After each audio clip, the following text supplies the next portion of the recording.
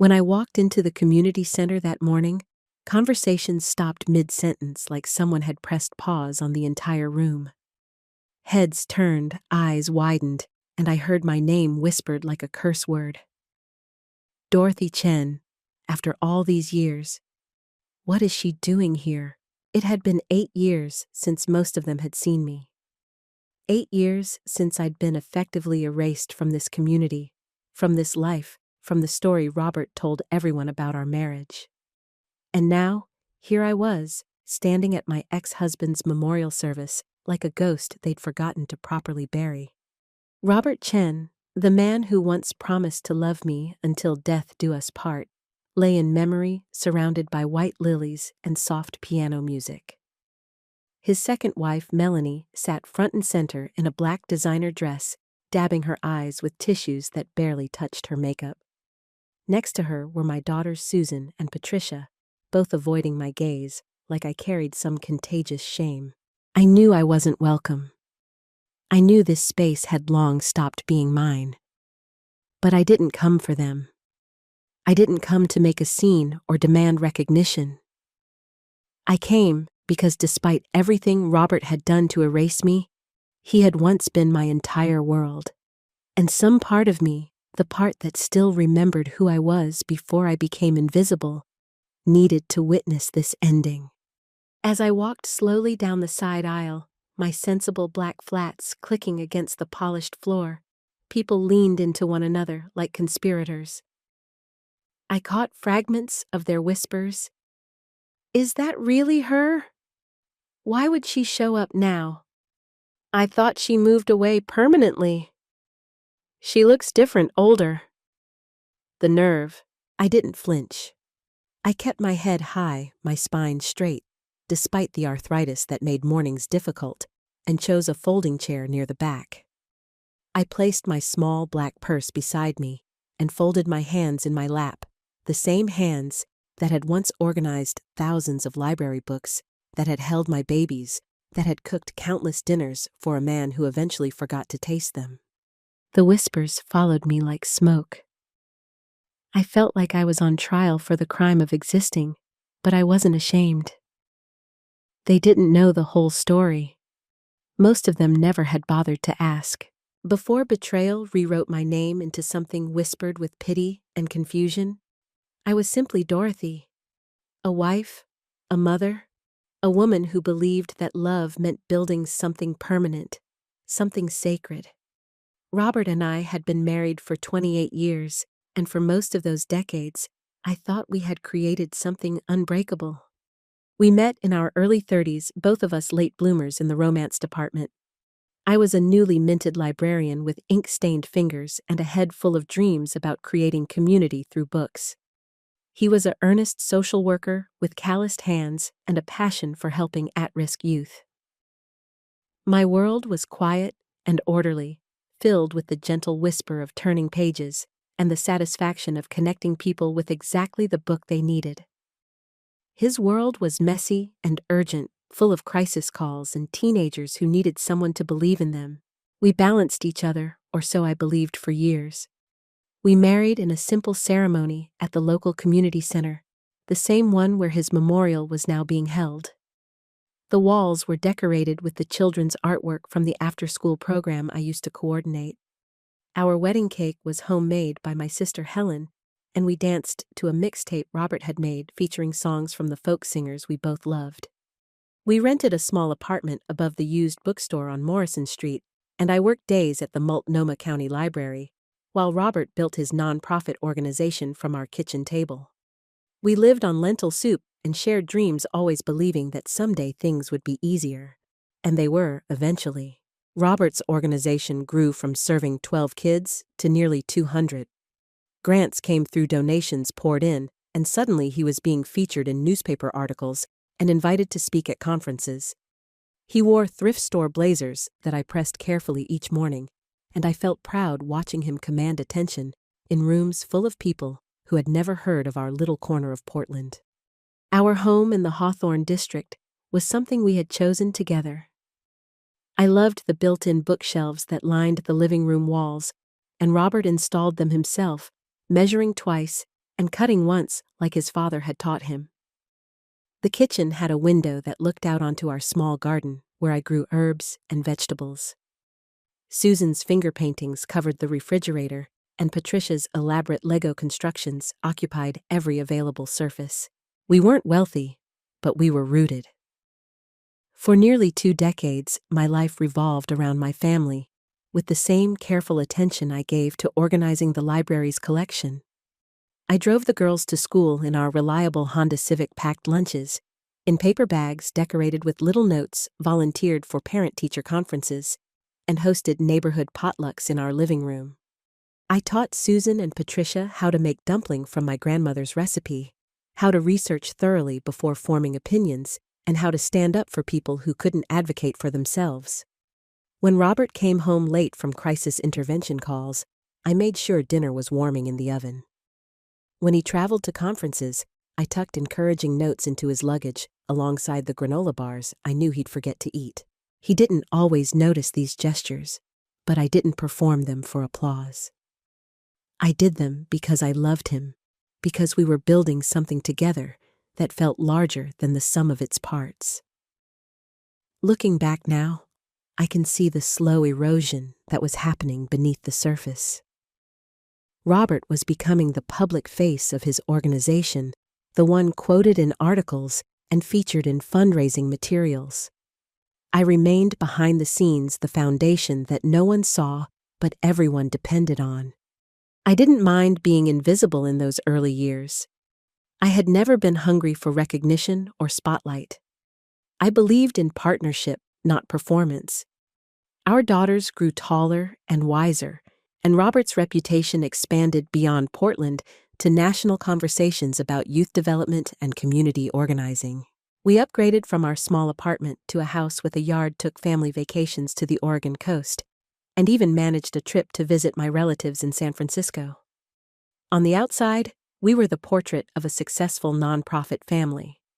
Neighbors admired us. Friends asked Robert for career advice, and I quietly felt proud of the life we had created together. But now I wonder if I confused stability for connection, routine for intimacy.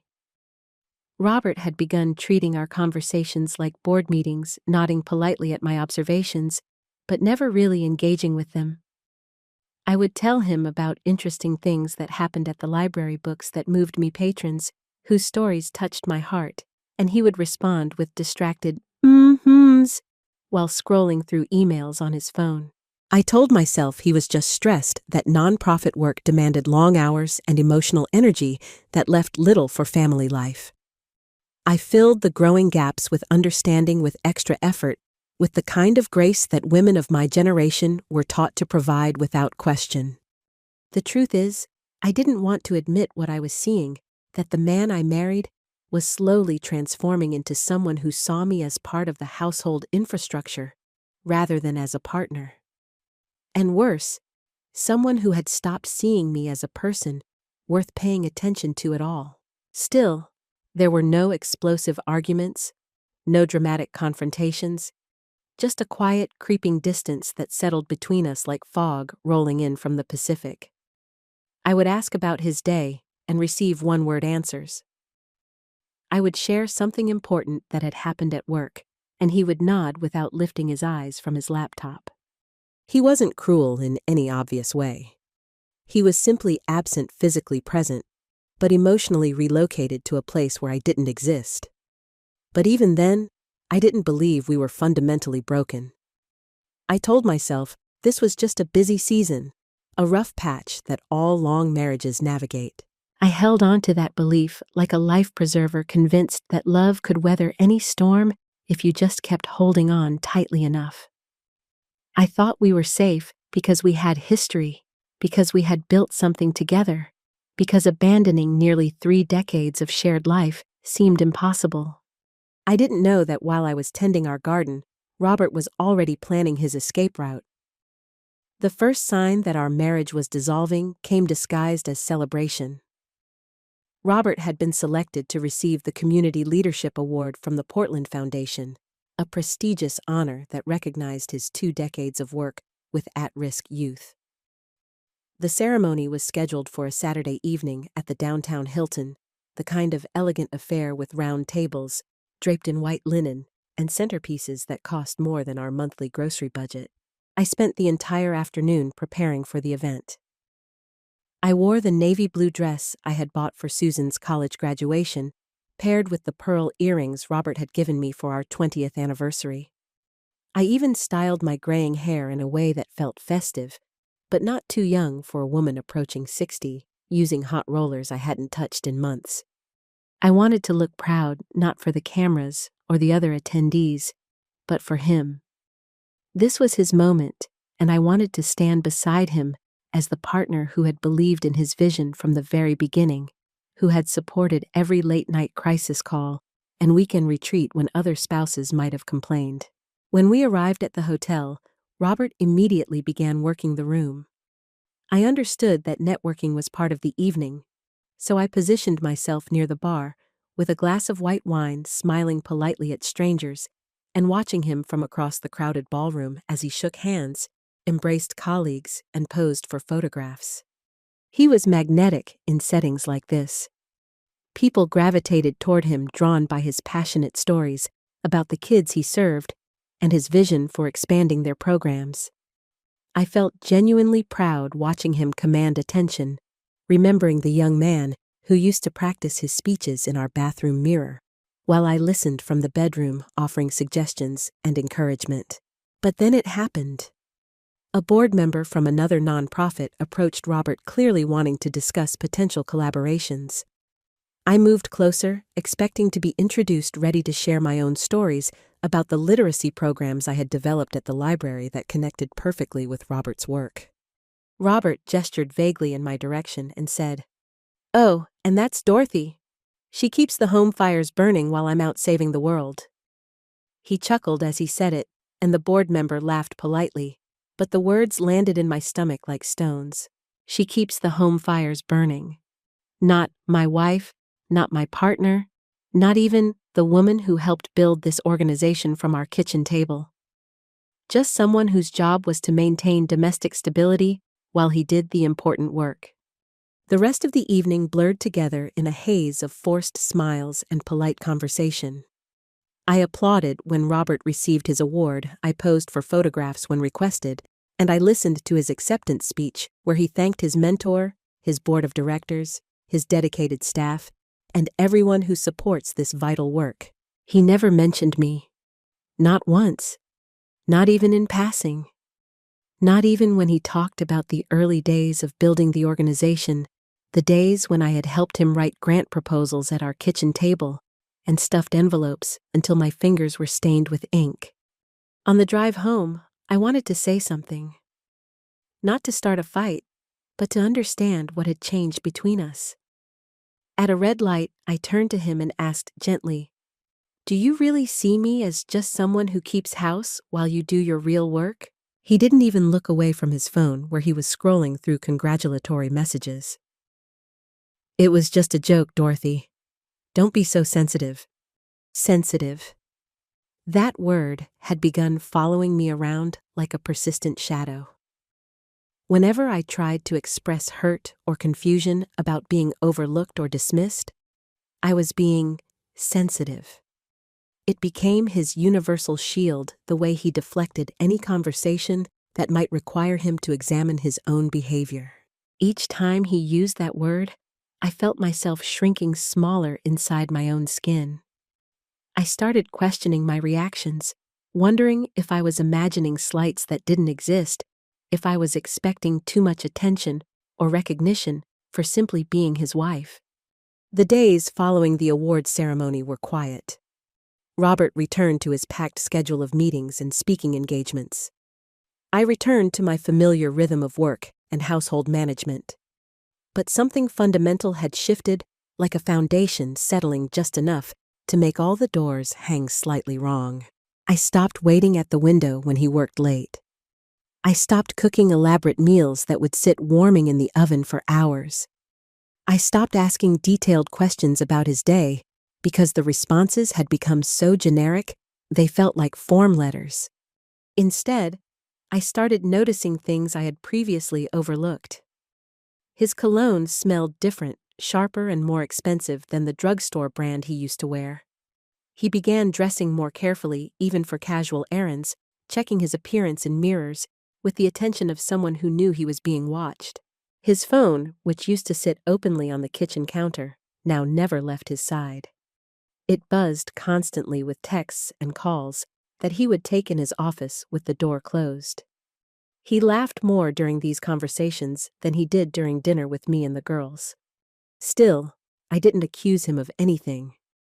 I didn't want to become the paranoid wife who saw betrayal in every changed habit.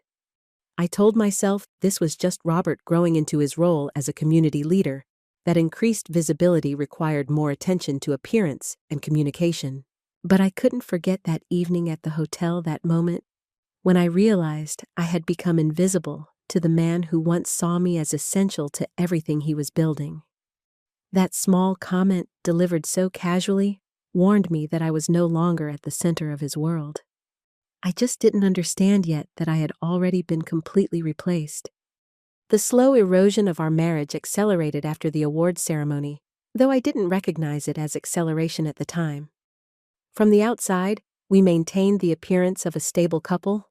We still attended community events together, still hosted holiday dinners for the extended family, still shared a bed and a mortgage, and 28 years of accumulated belongings. But underneath the familiar routines, something essential had gone missing. Robert started traveling more frequently, accepting speaking engagements that required overnight stays in cities I had never heard of. These trips seemed to materialize out of nowhere, announced at the dinner table with the casualness of someone mentioning they needed to pick up milk. "I'll be in Sacramento next weekend for a youth advocacy conference," he would say, not looking up from his phone. "Probably won't be back until Sunday evening." I stopped asking for details about these conferences because my questions seemed to annoy him. When I once suggested that I might enjoy attending one of these events with him, maybe turning it into a weekend getaway for both of us, he sighed and explained that these were working trips, not vacations, and my presence would be distracting. Distracting, another word that joined sensitive in the growing vocabulary of dismissal. The loneliness that crept into our house was like a slow leak that you don't notice until you're standing in a puddle. I would spend entire evenings reading in the living room while Robert worked in his office, the house so quiet I could hear my own heartbeat. Susan and Patricia, now adults with their own complicated lives, called occasionally, but seemed to have inherited their father's new distance from me. When they did visit, they gravitated toward Robert's stories about his important work, his meetings with city officials, his plans for expanding the organization. I found myself relegated to serving coffee and asking if anyone needed anything like a waitress in my own home. One evening, I made Robert's favorite meal, salmon with ginger and soy sauce, the dish I had perfected during our early years together when money was tight and I had learned to make inexpensive ingredients taste elegant. I set the dining room table with our good china-lit candles and opened a bottle of wine from the case we had been saving for special occasions. It was our wedding anniversary. 28 years. Robert didn't come home. No call, no text message, no explanation. I waited until 10 o'clock, then 11, watching the candles burn lower and the salmon grow cold. At midnight, I finally blew out the candles and put the untouched food away, each movement careful and deliberate, like I was performing a ritual I didn't understand. The next morning, Robert appeared in the kitchen at 7 a.m., wearing the same clothes he had left in the day before.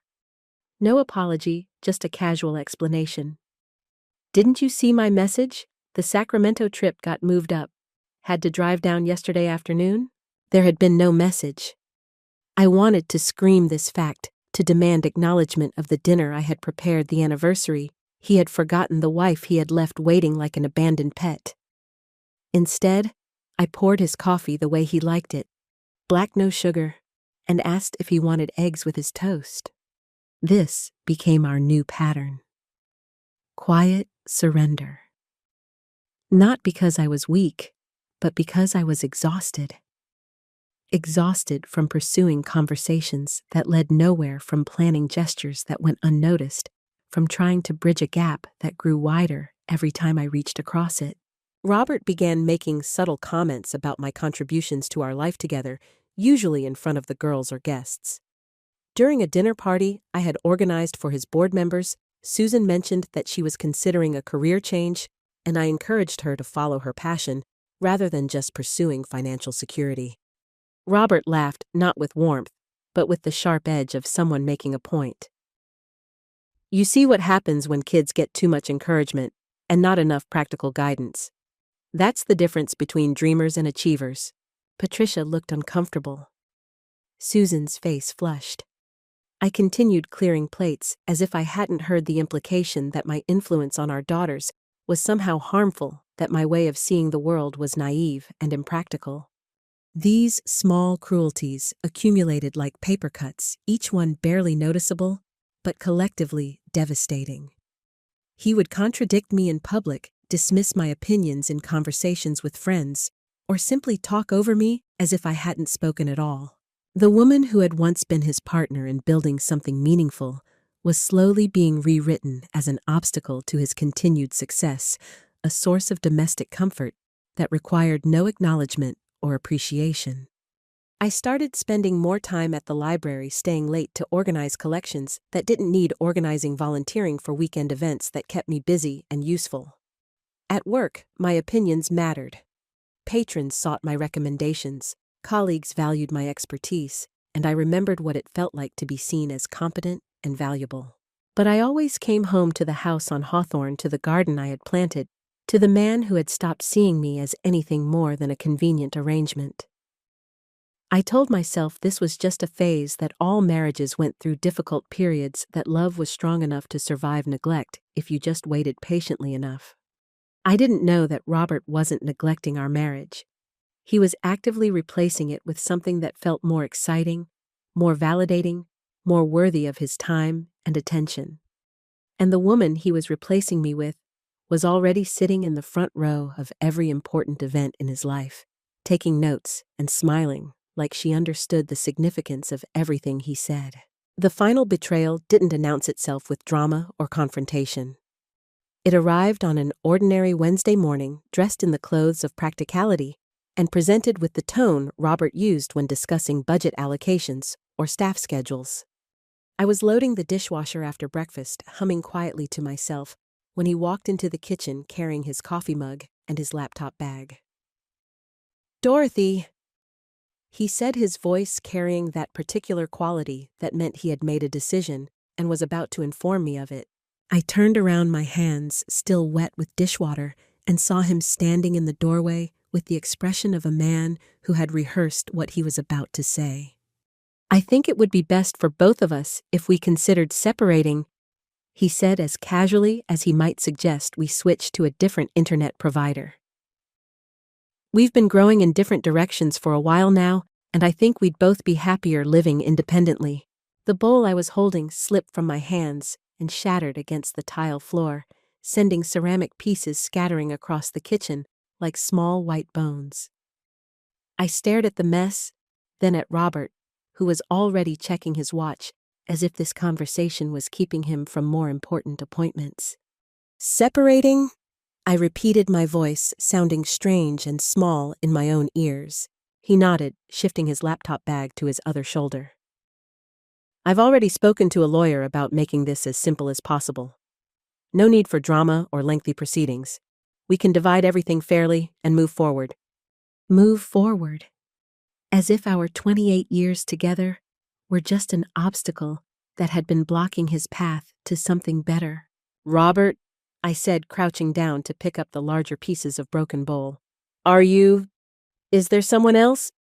He didn't answer immediately, which was answer enough. When he finally spoke, his voice carried a hint of impatience, as if I was asking questions that had already been resolved in his mind. "This isn't about anyone else, Dorothy. This is about us not being compatible anymore. We want different things. We're different people than we were when we got married." Different people. I looked up at him from the kitchen floor, surrounded by broken ceramic, and realized he was right. He had become different, colder, more selfish, more willing to discard anything that didn't serve his current version of success. But I was still the same woman who had believed in partnership and commitment, in the possibility of working through difficulties together. The girls weren't living at home anymore. Susan had her own apartment downtown, and Patricia was finishing graduate school in Seattle. There would be no witnesses to this moment, no children to consider, as we dismantled the family they had grown up believing was permanent. I nodded slowly, still kneeling among the broken pieces. "Okay," I said, because I didn't have the energy to argue with someone who had clearly made his decision weeks or months ago, without including me in the process. Robert looked relieved by my acceptance, as if he had been prepared for tears or accusations or desperate pleas for reconciliation. My calm response seemed to confirm his belief that this separation was mature and mutual, rather than an abandonment disguised as enlightenment. In the days that followed, I packed my belongings with the same methodical care I had once used to organize library collections. I boxed up photo albums, my grandmother's china, the books I had collected over decades of reading. I left behind the crystal vases from our anniversaries, the expensive appliances we had received as wedding gifts, and the furniture we had chosen together during happier years. When I told the girls, their reactions split along predictable lines. Susan, who had always been more pragmatic, seemed unsurprised. "Maybe this is for the best, Mom," she said during our phone conversation. "You and Dad have seemed distant lately. Maybe you'll both be happier this way," Patricia cried. She said she never saw it coming, that she had always thought of us as one of the stable couples among her friends' parents. I didn't correct her assumption that this was a mutual decision, didn't explain that I had been abandoned rather than liberated. Within 2 weeks, I had signed a lease on a small apartment in Southeast Portland, close enough to the library that I could walk to work when the weather was nice. It was nothing like our house on Hawthorne, smaller, darker, with thin walls and a kitchen barely large enough for one person. But it was mine. For the first time in nearly 3 decades, the silence around me belonged to me alone. There were days when I lay on my second-hand couch and stared at the ceiling, wondering what all those years had meant, whether I had wasted the best decades of my life loving someone who had never really loved me in return. But there were other days when I felt something unexpected stirring beneath the grief space. Space to breathe without monitoring someone else's mood, to make decisions without consulting someone who had stopped listening to my input anyway, to remember who I had been before my identity became completely absorbed into being Robert's wife. I didn't tell many people about the separation. Not because I was ashamed, but because I didn't want to spend my limited emotional energy justifying my choices to people who had never asked about my pain when I was silently enduring it. Let them think I had walked away on a whim. Let them believe I was having some kind of midlife crisis or breakdown. The truth was simpler and more painful. I had left because staying had become another form of disappearing, and I wasn't ready to vanish completely. Not yet.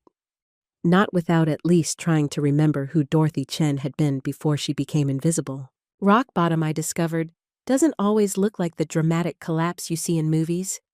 Sometimes it's as mundane as standing in the cereal aisle of Safeway at 2 p.m, crying over a box of cornflakes because you realized you don't know what kind of breakfast you like when no one else's preferences matter. That's where I found myself 3 months after Robert asked me to leave. The apartment in Southeast Portland felt like a holding cell where I was waiting for my real life to resume. But I was beginning to understand that the life I had been living was never coming back. I decorated my new space with the few belongings I had brought, some framed photographs of the girls from when they were young, a bookshelf filled with novels I hadn't had time to read, while I was managing a household, and a small collection of ceramic mugs I picked up at Goodwill to replace the set Robert and I had received as a wedding gift. But nothing could fill the strange echo that surrounded me. Not the sound of emptiness exactly, but the absence of purpose that had shaped my days for nearly 3 decades. Waking up was the most difficult part. For the first few weeks, I would reach across the bed in my sleep, expecting to find Robert's familiar warmth, forgetting that he was probably waking up next to someone else entirely. When reality settled in, it didn't hit like a punch. It seeped in slowly, like water through a cracked foundation. I took early retirement from the library, accepting a reduced pension, because I couldn't bear the pitying looks from colleagues who had heard about my situation. They meant well, but their careful kindness felt heavier than outright cruelty would have been. The girls called occasionally, but these conversations felt obligatory rather than comforting. Susan would ask how I was adjusting, as if I were a houseplant being moved to a different room. Patricia would share updates about her graduate program, carefully avoiding any mention of Robert, or asking how I was really coping. Neither of them seemed to understand that I wasn't just adjusting to living alone. I was grieving the death of my entire identity, mourning the woman who had believed she was building something permanent and meaningful. The hardest moment came when I was scrolling through the Portland Tribune online and saw a photograph that made my heart stop beating. There was Robert arm around a woman I recognized but had never truly seen before. Melanie Foster, his assistant, who had been working for his organization for the past 3 years. They were standing in front of a banner for the annual Youth Advocacy Gala, both dressed formally, both smiling like people who had never experienced a moment of uncertainty about their place in the world. The caption read, "Robert Chen, Executive Director of Portland Youth Alliance, with Program Coordinator Melanie Foster, at last weekend's fundraising event." Program Coordinator. Not assistant. Not new staff member. Someone who had been working closely with my husband for 3 years. Someone who had been present at meetings and events and conferences I had never been invited to attend. I studied her face in the photograph, trying to understand what Robert saw that he had stopped seeing in me. She was younger, probably in her early 40s, with the kind of confident smile that suggested she had never doubted her own importance. Her hand rested on Robert's arm with the casual intimacy of someone who belonged there. I realized I was looking at my replacement, and she had been standing in the wings for years while I convinced myself that Robert's distance was just the natural evolution of a long marriage. I made it to the bathroom before I collapsed, sitting on the cold tile floor, with my knees pulled to my chest, sobbing with the kind of raw grief that comes from understanding you have been living in a fiction. I wasn't crying because I missed Robert. I was crying because I had finally grasped the full scope of my erasure. For months, maybe years, Robert had been building a new life that didn't include me introducing Melanie to his professional world as his partner, while I remained at home invisible and irrelevant. I had been deleted from his story so completely that no one even noticed I was missing. Rock bottom wasn't just being alone. It was realizing that I had been alone for a long time. I just hadn't wanted to see it. But sometimes when you're buried that deep, you start to feel solid ground beneath your feet. And that ground, I would eventually learn, is where you begin to build something entirely new. The turning point came on a gray February morning when I found myself standing in my kitchen, still in my pajamas at noon, staring at a piece of mail that would change everything. It wasn't dramatic, just a thick envelope from Morrison & Associates, a law firm I didn't recognize, marked Urgent Estate Matter. I almost threw it away, assuming it was some kind of scam or mistake. But something about the careful way my name was written in block letters made me open it carefully, using the little paring knife I kept in the kitchen drawer. Inside was a letter that began, "Dear Ms. Chen, we regret to inform you of the passing of Robert Chen on January 28th. As per his final will and testament, you have been named as a beneficiary, and your presence is required at the formal reading." I had to read it 3 times before the words made sense. Robert was dead. Heart attack, the letter explained, sudden and unexpected at the age of 59. I sat down heavily in my kitchen chair, still holding the formal notice, feeling absolutely nothing. Not grief, not relief, not even surprise. just a strange emptiness, as if someone had told me about the weather in a place I had never been. The memorial service was scheduled for the following Saturday at the same community center where we had been married 29 years earlier. The will reading would take place the Monday after at the law offices downtown. I spent the rest of that week in a strange, suspended state, going through the motions of normal life while processing the fact that the man who had shaped my entire adult existence was simply gone. The girls called, of course, their voices thick with tears and confusion. "I can't believe he's really dead," Patricia sobbed during our phone conversation. "He seemed so healthy, so strong.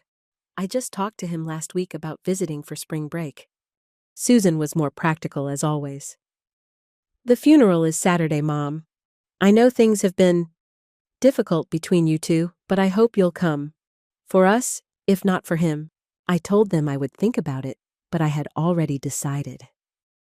Not because I owed Robert anything, not because I needed closure or wanted to pay respects.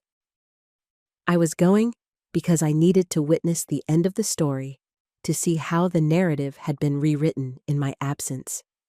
The morning of the memorial service, I chose my clothes carefully, a simple black dress I had bought for library fundraising events, low heels that wouldn't click too loudly on the floor, and the pearl earrings Robert had given me before I understood they were a consolation prize rather than a love gift.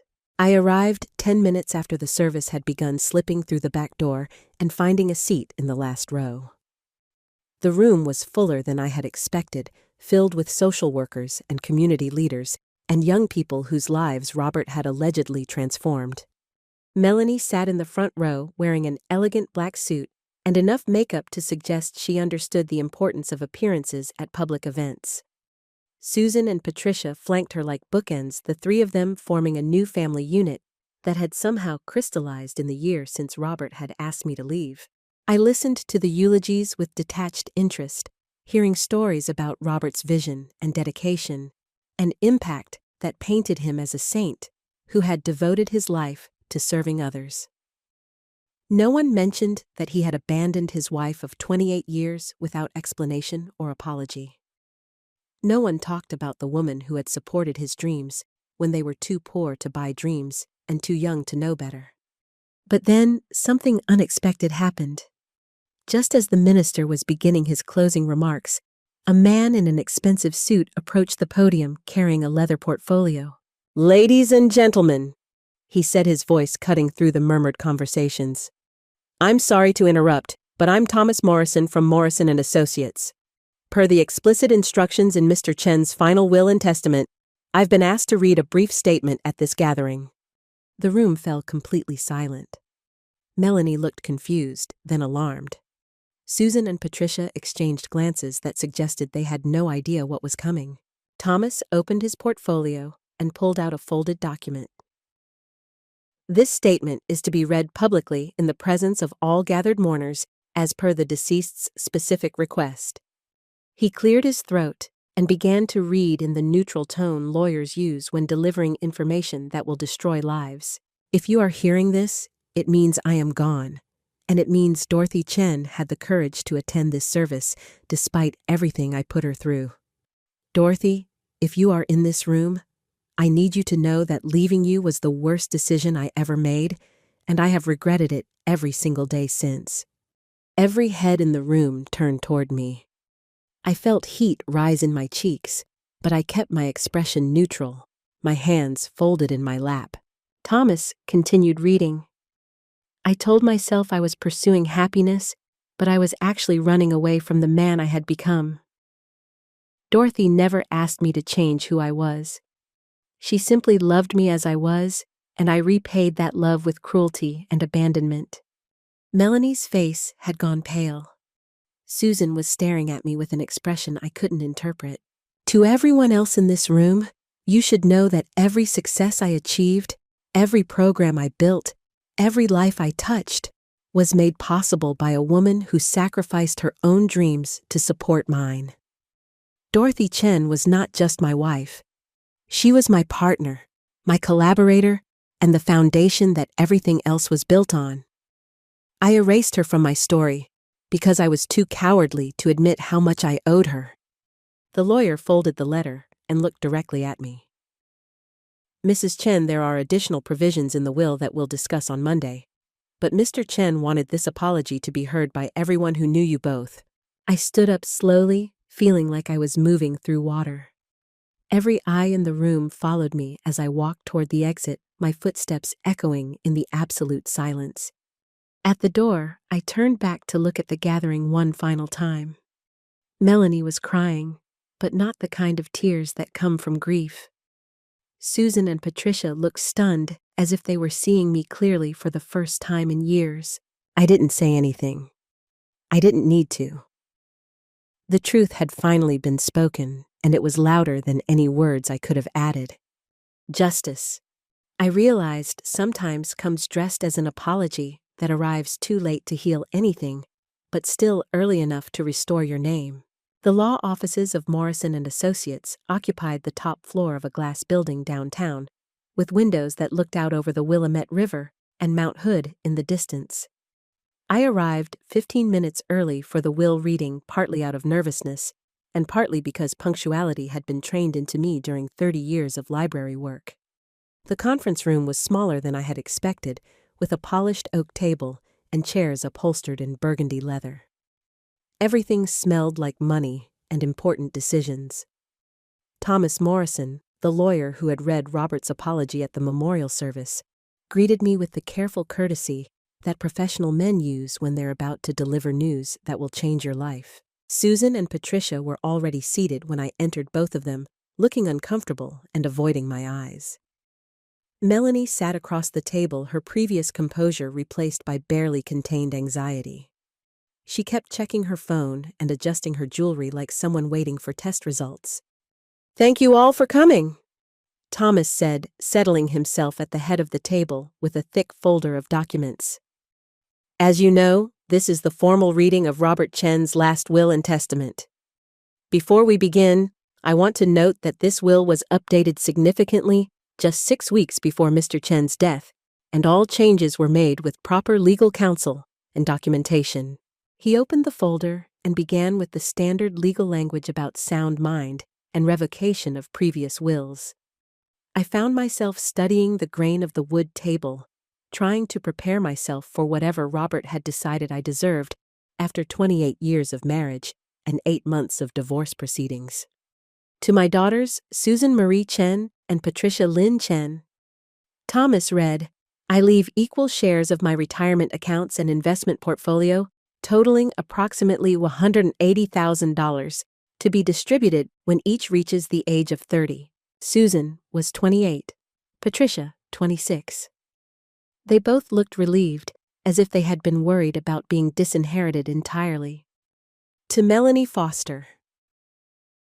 Thomas continued, and Melanie straightened in her chair. "I leave my personal effects and the contents of my office, along with a cash bequest of $25,000 in recognition of her dedicated service to Portland Youth Alliance." $25,000. For 3 years of dedicated service that had included replacing his wife in every meaningful way. Melanie's face flushed, but she didn't speak. Then Thomas turned to a different section of the will, his voice taking on a more formal tone. "To Dorothy Chen, my former wife and the woman I wronged in ways that cannot be repaired by money, but must be acknowledged through action." The room went completely silent.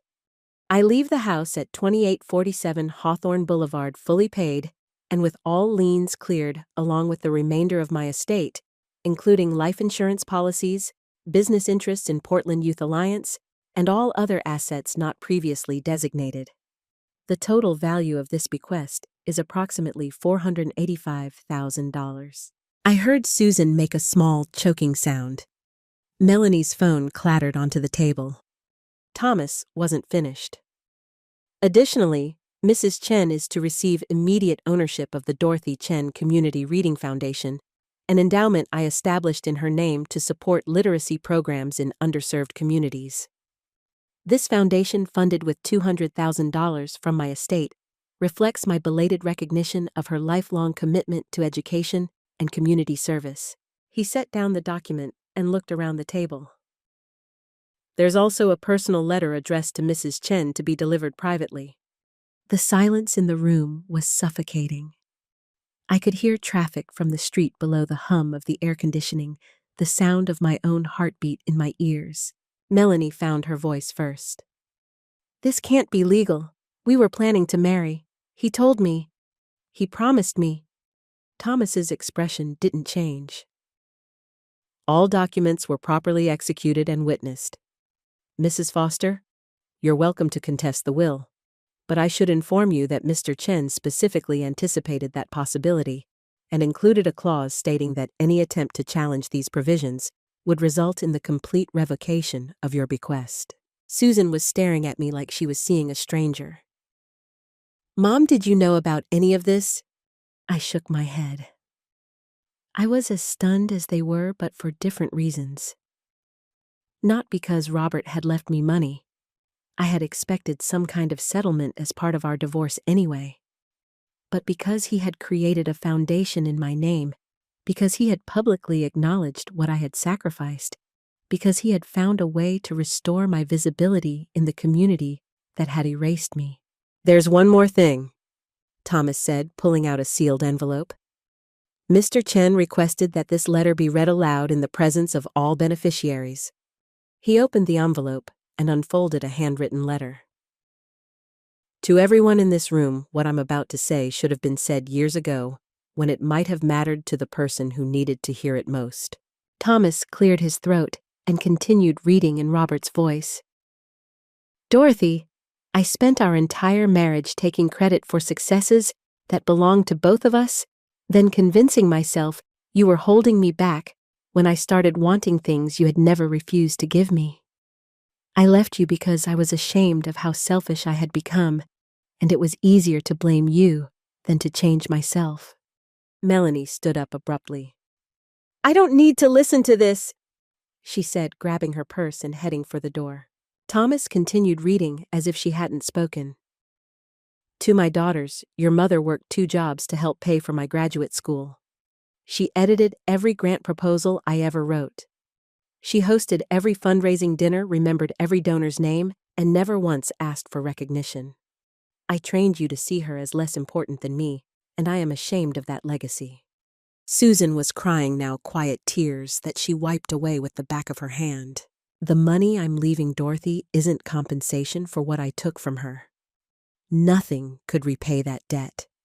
It's simply a recognition that she built everything I claimed as mine, and she deserves to see her name on the things she created. Thomas folded the letter and placed it back in the envelope. Mrs. Chen, this is yours to keep.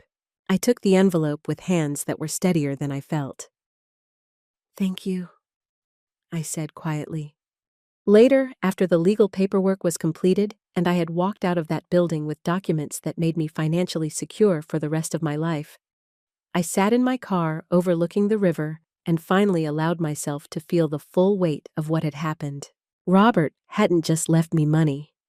He had given me back my story publicly and permanently.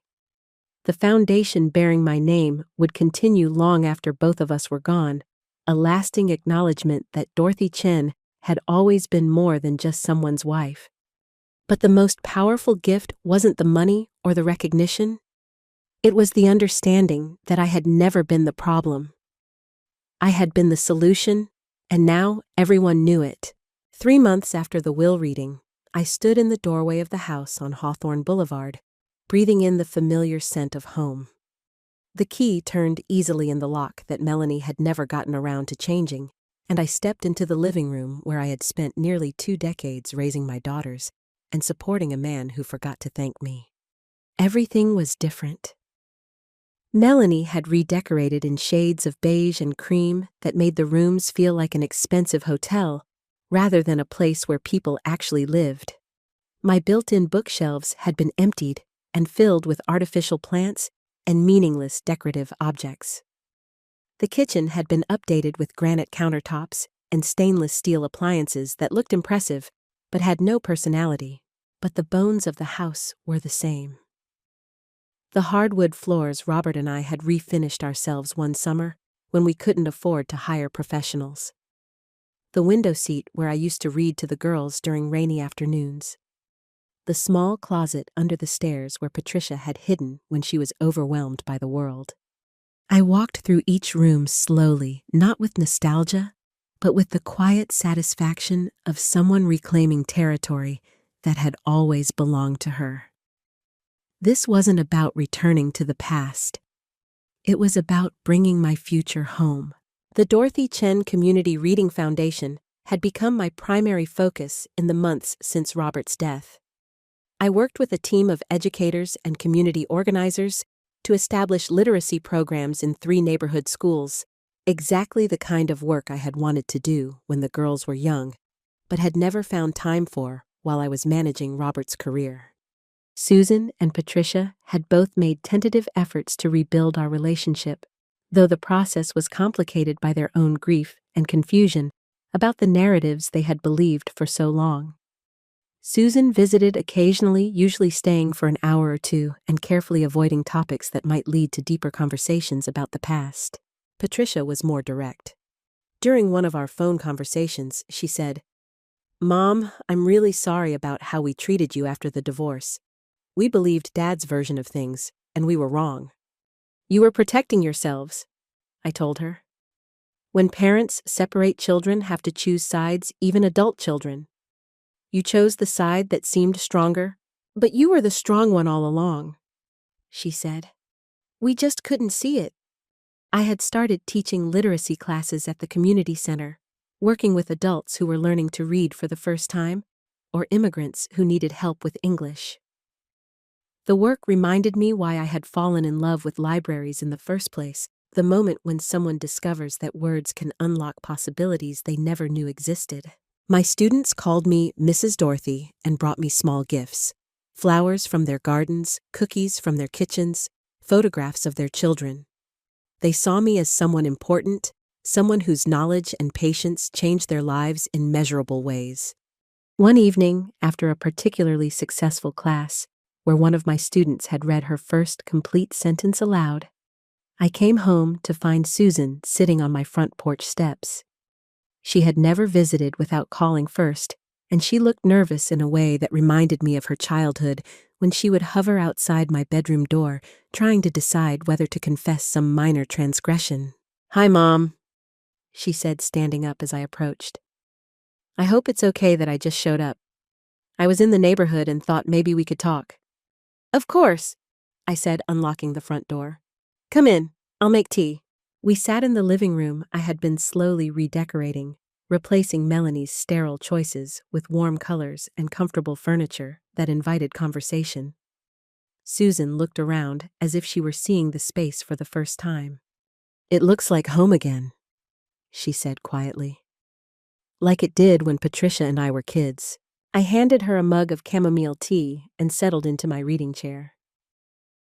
"What did you want to talk about?" Susan cupped the warm mug in her hands and stared into it for a long moment. "I've been thinking about what happened at the will reading, about what Dad wrote in that letter. About how he said he trained Patricia and me to see you as less important." I waited, giving her space to find her words. "I don't think I understood what he meant until recently," she continued. "But now I remember things differently. Like how you would stay up late helping him prepare for speeches, or how you knew the names of all his donors and their kids, or how you would cancel your own plans whenever he needed something." "I was happy to do those things," I said. "That's what partners do for each other." "But he never did them for you," Susan said, her voice thick with emotion. "Did he? When you got that promotion to head librarian, he didn't even come to the celebration dinner? When you won that community service award, he said he had to work late. I remember being embarrassed that my dad wasn't there, but I never thought about how you must have felt." I set down my tea and looked at my eldest daughter, seeing her clearly for the first time in years. "Susan, you don't need to carry guilt about things you couldn't control when you were younger." "But I can control how I treat you now," she said. "And I want to do better. I want to really know you not just as my mom, but as a person." I want to understand what you sacrificed, and what you built, and what you want to do next." We talked until nearly midnight, sharing stories and memories and perspectives that had been buried under years of careful politeness. Susan told me about her job frustrations and relationship concerns, asking for my advice in a way she hadn't done since high school. I told her about my plans for expanding the reading foundation, about the book I was thinking of writing about adult literacy, about the garden I wanted to plant in the backyard.